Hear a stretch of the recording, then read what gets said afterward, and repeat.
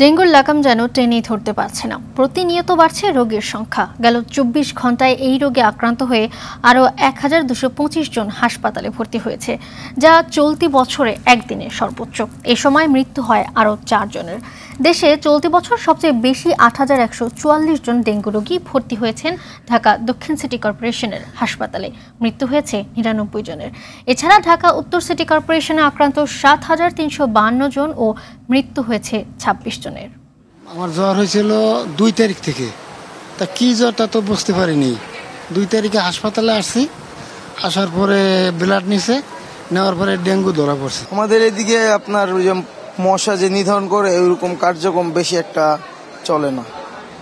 আর ওইখানে অনেক নালা ময়লা ভরা, পানি ভরা, ঝিল ভরা। বৃষ্টি হওয়ার পর থেকে মশাটা একটু বাড়ে, বাড়ার সাথে সাথেই ডেঙ্গু মশাগুলোর চাপ কারণে আর ডেঙ্গুর প্রভাবটা ছড়িয়ে পড়ে সব দিকেই।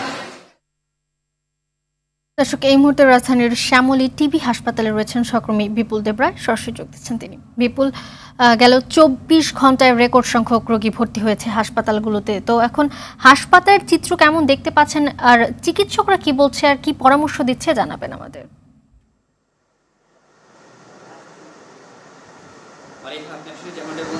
রাজধানীর অধিকাংশ হাসপাতালে আজকে ঘুরেছি সকাল থেকে, বিশেষ করে সোহরাওয়ার্দী মেডিকেল কলেজ, শিশু হাসপাতাল হতে শুরু করে এখন টিবি হাসপাতালও এখানে যেখানে আছে এখানেও ডেঙ্গু ওয়ার্ড চালু রয়েছে এবং এখানেও আমরা দেখতে পেয়েছি যে আসলে রোগীরা ভর্তি হয়েছেন। অর্থাৎ অন্যান্য যে হাসপাতালগুলো যে চাপগুলো বলতে গেলে অন্যান্য দিনের মতোই কিন্তু চাপ বৃদ্ধি পেয়েছে। অর্থাৎ ডেঙ্গুর যে ভয়াবহ চিত্র সেটি কিন্তু আমরা এখনও দেখতে পাচ্ছি।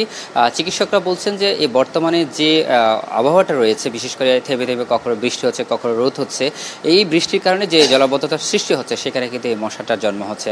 এখন তারা বলছেন যে আসলে সমন্বিত উদ্যোগ যদি করা না হয়, অর্থাৎ সবাই মিলে যদি এই মশা নিধনের জন্য যদি কোনো ব্যবস্থা নেওয়া না হয়, তাহলে এটা আসলে ভয়াবহতা থেকে পরিত্রাণ আসলে এত সহজ না। অর্থাৎ তারা রোগীরা আসবেন হাসপাতালে, চিকিৎসা দেওয়া হবে, তাদেরকে ভালো করা হবে, সেটা ঠিক থাকলেও কিন্তু যদি এটা নিধন করা না যায়, অর্থাৎ মশা নিধনের যে বিষয়টি সেটি যদি কার্যত সমন্বিত উদ্যোগ গ্রহণ করা না হয়, তাহলে এর প্রভাবটা অর্থাৎ ডেঙ্গুর যে ভয়াবহতা সেটা আসলে কমানো কখনো হবে না, কম হবে না, এবং এটা কমানো সহজ না বলে তারা বলছেন। তারা আরও বলছেন যে আসলে সবার আগে রোগীদেরকে সচেতন হতে হবে, বিশেষ করে যারা বাসায় থাকেন বা বিভিন্ন এলাকায় বসবাস করছেন তাদেরকে অনেকটা বেশি সচেতন হতে হবে। তারা প্রতিনিয়ত তাদের ঘরের আশপাশগুলো পরিষ্কার পরিচ্ছন্নতা এবং পাশাপাশি পানি জমে থাকার যে বিষয়টি সেটি যাতে না হয় সেই বিষয়টি অবশ্যই নজর দিতে হবে। সেই সাথে তারা বলছেন যে আসলে যে এই সাধারণ মানুষের পাশাপাশি কিন্তু যারা সংশ্লিষ্ট কর্তৃপক্ষ রয়েছে তাদেরকে এগিয়ে আসতে হবে এবং